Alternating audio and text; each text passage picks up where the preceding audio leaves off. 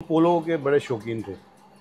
Personally उनकी अपनी ground थी, उसके पीछे एक पुराना किला जैसा है, अभी भी है वो। और मेरे फादर साहब ने 3 जंगें लड़ी हैं, चाइना के खिलाफ, 2 पाकिस्तान के खिलाफ। और हमारे पुरखों की बुजुर्गों की ये फ़ोटो, इसमें क्या किसी को एतराज़ नहीं, इसमें गवर्नमेंट एतराज़ करेगी, हम अंदर हो सकते हैं। वो सब फाड़ फूड़ के फेंक दिए उन्होंने। अच्छा। वो स्कर्दू एयरपोर्ट जो है ना इंटरनेशनल, वो हमारे दादाजी की प्रॉपर्टी थी। राजा जी का जब राजपाट गया, इनका अपना जब कलेक्शन हुआ इनका हिंदुस्तान गवर्नमेंट के साथ, तो सौतेली में आपको पता है कि वो क्या उसका बच्चों के साथ कैसा बिहेवियर होता है। वो मैं कोई भी नुकसान, लाखों करोड़ों रुपए का नुकसान कर दूँ तो ये हंसते थे ना, जब कि अगर तू अपना धर्म छोड़ के शिया बन सकता है तो मुझे कोई प्रॉब्लम नहीं। बोला क्या करना पड़ेगा उसके लिए। रणबीर सिंह जी ने फैसला लिया कि क्यों ना अपनी फ़ौज भेजी जाए वहाँ। हमारे परदादा जी गवर्नर थे, वहाँ कबायली वगैरह बड़ी लूट मार करते थे, मतलब कत्लो-गार करना, माल।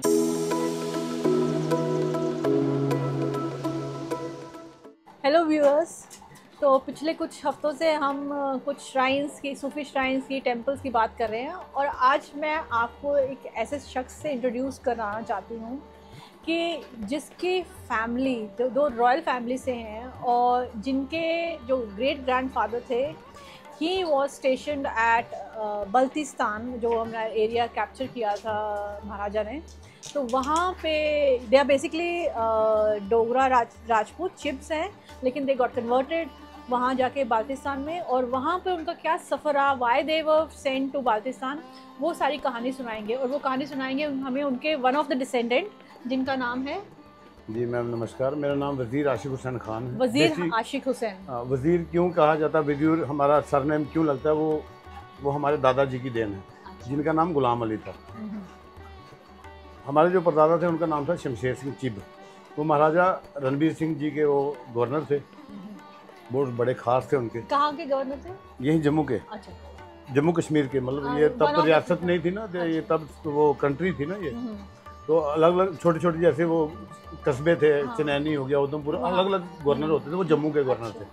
तो यहाँ हमारा बल्तिस्तान जाने का जो रीज़न और हमारा कन्वर्ट होने का जो रीज़न है, हमारे परदादा जी गवर्नर थे, वहाँ कबायली वगैरह बड़ी लूट मार करते थे, मतलब कत्लो-गार करना, माल मवेशी लूट लेना। वो डरते, बेसिकली वो पठान लोग थे, वो भी बड़ी दलेर कौम है, डरते किसी से नहीं है वो। तो काफ़ी अर्सा ये सिलसिला चलता रहा। तो महाराजा जी को मतलब किसी ने शिकायत की, ये बड़े गदर मचाया उन्होंने, बड़े कत्लो-गार, इनकी औरतें ले जाते हैं, इनके खच्चरे सामान वगैरह ले जाते हैं। फिर राजा जी ने, महाराजा रणबीर सिंह जी ने फैसला लिया कि क्यों ना अपनी फ़ौज भेजी जाए वहाँ। था तो वो सारा हिंदुस्तान में था, वो तो 47 के बाद हुआ जी। तो फिर उन्होंने फैसला लिया, जो हमारे परदादा जी थे शमशेर सिंह चिब, वो गवर्नर थे इनके साथ कुछ डोगरा फ़ौज भेज के वहाँ। फिर उन पर थोड़ा काबू पाया, तो कंट्रोल किया। तो ये वहीं रहना बसर इनका वहीं शुरू हो गया, ये वहीं रहे।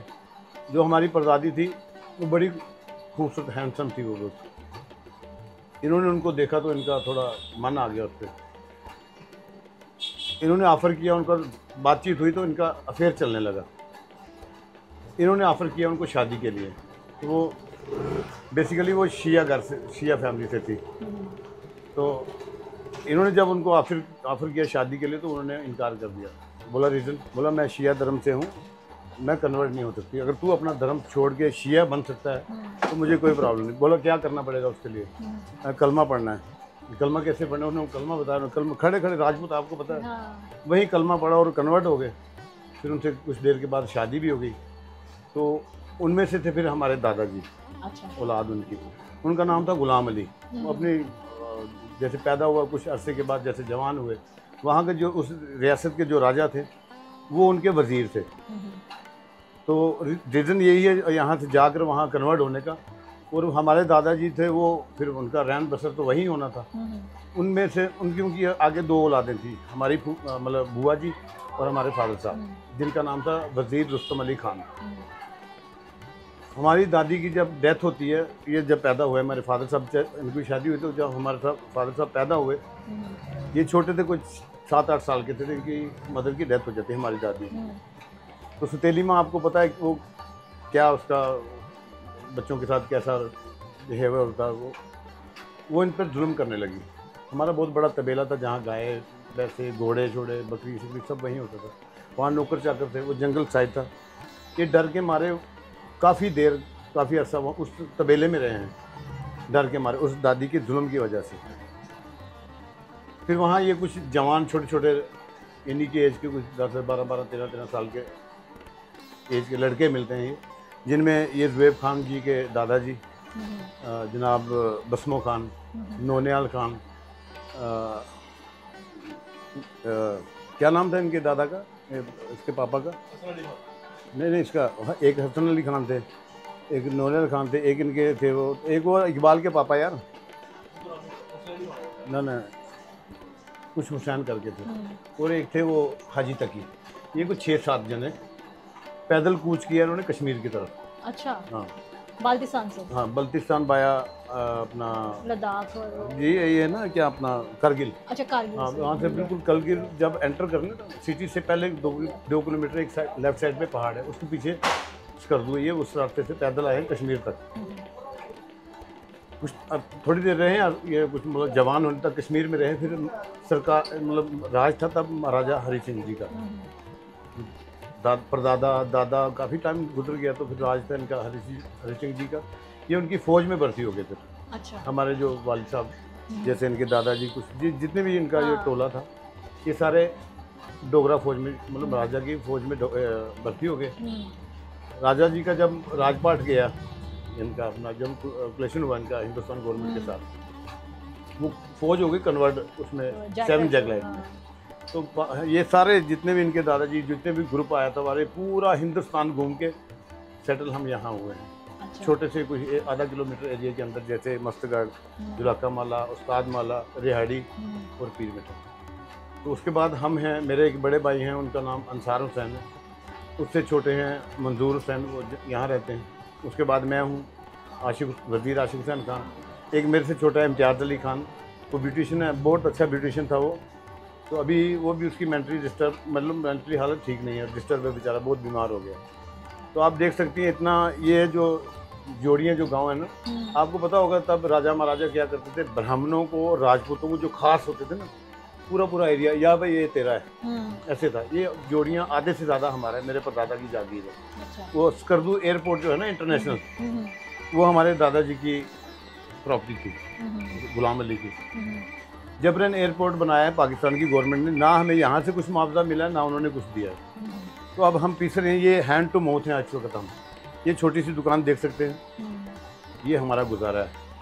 अभी बेटा है मेरा, उसका नाम है यावर अली खान, उसने एक यूट्यूब चैनल बनाया है। वो बेसिकली वो स्पोर्ट्समैन है, माउंटेन बाइकिंग करता है। जो हमारे साथ हुआ, हम नहीं चाहते थे कि हमारी औलाद के साथ ऐसा हो।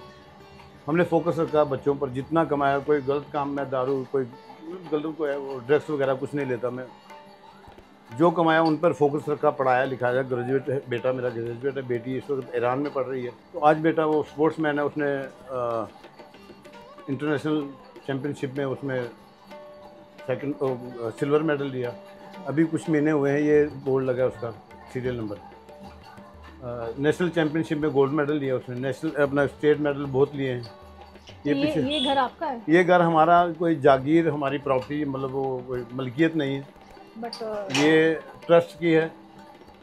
जैसे कि अपना औकाफ ट्रस्ट है, ये उन्हीं का मकान है। तो अब हमारा एक शिया ट्रस्ट है अपना, अंजुमन इमामिया, ये उसके हिस्से में आ गई, इसलिए हम इसका मलकियत भी नहीं है, तो किराया भी किसी को कुछ नहीं देते। तो ये शुक्र है भगवान का, यहाँ कुछ वो रेंट वगैरह नहीं देना पड़ता, फ्री ऑफ कॉस्ट रहते हैं यहाँ। बाकी हमारा कोई प्रॉपर्टी, कोई बंगला, कोई गाड़ी, कोई बिजनेस नहीं। तो आपका जो पीछे इतना वो था, कुछ नहीं मिला। बल्तिस्तान में भी वो हमारे कुछ, हमारे जो हमारे फादर साहब के जो चाचा के बेटे थे, वो बस इनको धोखे से पावरा टारनी दे दो जी, फलाना ज़मीन को घेर रहा है, आप वहाँ से पावरा टारनी भेजो। ये बेचारे सीधे साधे आदमी थे। इनके दादाजी भी बड़े शरीफ आदमी थे। इन्होंने पावरा टारनी बेचनी यहाँ से, तो वहाँ उन्होंने सेल करते रहना।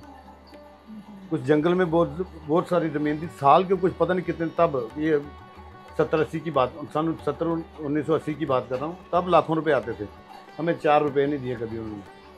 तो ऐसे वो चीट किया इनके साथ, मतलब धोखा किया। हम तो गए नहीं, बड़े ब्रदर थे वो, कुछ 2-3 बार होके आए। उनको भी हमने कहा था कुछ सेल कर दो, बेच दो वहाँ। अब वो बोलते हैं वहाँ जाके बेचूँ तो वो मनी यहाँ ट्रांसफ़र नहीं होती। तो वही रीज़न है, वो यहाँ पड़ी, यहाँ हमें पता नहीं है, उसका कोई शजरा वगैरह हमसे निकला नहीं। भाई साहब गए थे, वो ऐसे पटवारी से दस्ती शजरा ले आए। मैंने कहा महफूज खाने से शजरा निकालो, यहाँ की ज़मीन भी निकली, वहाँ यहाँ की भी निकलती, वहाँ की निकलती, कुछ ना कुछ तो मिलता ना गवर्नमेंट से। तो बस आप देख लीजिए, आपके सामने ये टूटा फूटा पुराना सा घर है। छोटे भाई देख लें, आप उसको देख लें। तो जब आपके फादर थे ना, तो आप उनके साथ इंटरेक्ट करते थे, तो वो अपनी पुरानी कभी कोई कहानी नहीं सुनाते थे? बिल्कुल सुनाते थे। बल्तिस्तान की कुछ कहानी कुछ सुनाओ। अब तब हम भी छोटे थे, इतना ये भी एज 60 है मेरी एज। हम 8-9 साल के थे तब वो सुनाते थे, बैठते थे हम पूरी फैमिली, बड़े खुश होते थे। तो अब इतना वो कुछ याद नहीं है। वो बस दादी दादा अपने जो मम्मी पापा थे उनकी बात वो सुनाते थे कि हम कितने रिच थे, कितने खुश थे। मैं कोई भी नुकसान, लाखों करोड़ों रुपए का नुकसान कर दूँ तो ये हंसते थे ना। जब छोटा बच्चा, आपको पता कोई चीज़ तोड़े तो कितना खुश होता है। तो दादी, जो रियल दादी थी, वो दादाजी को बोलती थी, ये देखो जी वो नुकसान कर गया, बहुत नुकसान कर गया। बोलो चुप, बच्चा खुश है ना। मुझे इसकी हंसी पसंद है, ये कुछ भी करे। बोले ऐसी इस तरह की स्टोरियाँ सुनाते थे, कभी डांटना मारना पीटना नहीं। तो बस फिर फौज की सुनाते थे। मैंने यहाँ, उन्होंने 3 जंगें लड़ी हैं, चाइना के साथ, पाकिस्तान के खिलाफ। तो आज आप जी, आज कुछ अभी ये रिसेंटली जो अभी हुआ ना हिंदुस्तान पाकिस्तान का, मैं यहाँ चौक में खड़ा था तो मुझे कुछ इंटरेक्टली किसी लड़के ने बोला, और चलो भागो यहाँ से, पाकिस्तान निकलो, पाकिस्तानी हो। मैं कहा हम पाकिस्तानी, तुम लोग सियालकोट से आए हो, हम बेसिकली जम्मू कश्मीर से ही हैं, और ख़ास जम्मू जोड़ियाँ से हैं। और मेरे फादर साहब ने 3 जंगें लड़ी हैं, चाइना के खिलाफ, 2 पाकिस्तान के खिलाफ, जिसमें नहीं करते उन्होंने को 70 आदमी जो पाकिस्तान के जो मारे थे। तो हमारे लिए सबसे पहले प्रायोरिटी जो है वो है हमारा देश। तो मैं कहता हूँ अगर मेरी जान, मेरी फैमिली, मेरे बच्चे हिंदुस्तान के लिए कुर्बान हो जाए तो हम पीछे नहीं हटते। ये जो बाढ़ आई है 2014 में भी आई थी। मैं और एक छोटा बच्चा था, इसी मोहल्ले में रहता वो। 2014 में भी मैंने 65 दिन 65 डे एंड नाइट, डिनर और लंच। आप जैसे बहन भाइयों को हाथ जोड़ तरले, मतलब हाथ तरले से लेकर के, तो अच्छा जी मैं लंगर भेज देती हूँ, मैं खाना भेज देती हूँ। तो ऐसे करके हमने उनका लंगर चलाया। उनको कौन सी ऐड नहीं दिलवाई, दिल्ली से कुछ पार्टियाँ बुला के, NGOs बुला के, कुछ लीडर बुलाकर उनकी बड़ी मदद की। तब कोई भेदभाव नहीं, हमें तो वो सारे हिंदू ही हैं, वहाँ को 5% मुस्लिम है। अगर ऐसा हम में कुछ होता तो हम नहीं करते। आज भी हम में कोई भेदभाव नहीं है, हम सब बहन भाई हैं। हम उसकी संतान हैं जिससे ये पूरा वर्ल्ड का ये मतलब सिस्टम जो चल रहा है। जैसे बाबा भोलेनाथ, जिनको हिंदू लोग भोलेनाथ कहते हैं, और हमारे मुस्लिम धर्म में उनको कहते हैं हज़रत आदम। हम उसी की संतान हैं। आप मेरी बहन नहीं है, हम ब्लड रिलेशन में नहीं हैं। ऐसा नहीं है कि आप हिंदू हैं मैं मुस्लिम हूँ तो हम ब्लड रिलेशन में, हम सब बहन भाई हैं। मेरी ये सोच है, मैं ये सोच को लेकर चलता हूँ। 16 टाइम मैंने अपना ब्लड दिया, जिसमें 3 मुस्लिम थे और 13 हिंदू थे। जो 3 मुस्लिम थे वो मेरी जान के दुश्मन बन गए। हिंदू भाई आज भी मुझे याद करते हैं, जहाँ मिलते हैं हाथ जोड़ते हैं। मैं बड़ा शुक्रगुजार हूँ उनका। मतलब मेरी सोच ऐसी है। हमारे जो प्रॉफिट हैं वो कहते हैं आप टेंशन उसकी लो जो आपकी टेंशन ले। मैं उसी पर काम करता हूँ, मैं किसी की टेंशन नहीं लेता। आप मेरे लिए, मेरी बहन है, मेरे लिए कुछ सोचेंगे, मुझे ज़रूर आपकी फिक्र होगी। मेरी ये सोच है। तो आप NGO भी चलाते हैं? नहीं, social work, no profit no loss. तो आपके पास वहाँ के बल्तिस्तान के या फिर दादाजी के किसी फोटोग्राफ्स हैं कोई? थे यहाँ।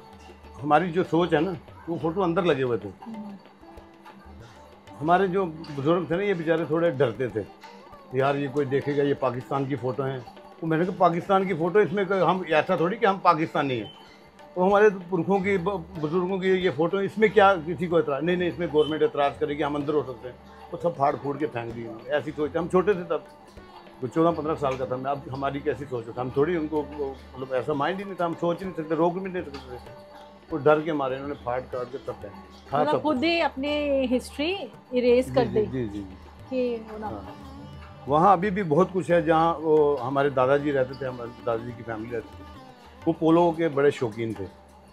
पर्सनली उनकी अपनी ग्राउंड थी, उसके पीछे एक पुराना किला जैसा है, अभी भी है वो। हम जाते नहीं हैं। वो बड़े मैसेज करते हैं हमें, जो हमारे जो सगे ब्लड रिलेशन में है, कि आओ जी आप यहाँ बैठो, अपने बच्चों को भेजो, तो यहाँ आपकी प्रॉपर्टी ज़ाया हो रही, लोग खा रहे हैं, कब्जे कर रहे हैं। मुझे मैसेज आए वहाँ से। आप पता नहीं यकीन करेंगे नहीं करेंगे, ये जो लोग देखेंगे ये भी बोलेंगे ये झूठ बोल रहा है, फ्रॉड, ये मतलब फ्लासुरी मार रहा है। मुझे अपने बच्चे की कसम है, मुझे पाकिस्तान बिल्कुल पसंद नहीं है। मैं लानत मारता हूँ ऐसी प्रॉपर्टी को और ऐसी कंट्री को जिसकी ये सोच हो कि दुश्मनी, नफ़रतें, जैसे मिलिटेंसी, बम ब्लास्ट, मतलब ये करना, मैं ऐसी कंट्री को पसंद नहीं करता, ऐसे धर्म को पसंद नहीं करता, ऐसे इंसान को पसंद नहीं करता, इसलिए मैं वहाँ जाना नहीं चाहता। बड़े मैसेज किए मेरे फादर साहब, मेरे ब्रदर हैं बड़े, कभी हुआ जिंदा रहे तो मिलाएंगे आपसे, पूछ लेना उनको। अभी रिसेंटली कुछ टाइम पहले, मतलब 2-4 महीने पहले मैसेज आए, कहा जाओ, मैं कहा नहीं मुझे नहीं जाना। ये देखो कहाँ हैं, बड़े खुश हैं, इत्मीनान से सोते हैं, बड़ी अच्छी गहरी नींद आती है, अच्छा खाना खाते हैं, कम खाते हैं मगर भूखे नहीं सोते।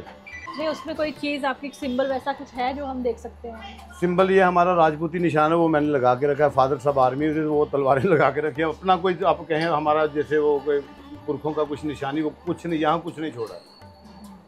सूर्यवंशी राजपूत हैं, वो निशान लगा के रखा मैंने। पापा आर्मी में थे, वो आर्मी का भी लगा के रखा है। बाकी आप कहें कोई बुजुर्ग लेके आए थे जो था वो बचा है, कुछ नहीं।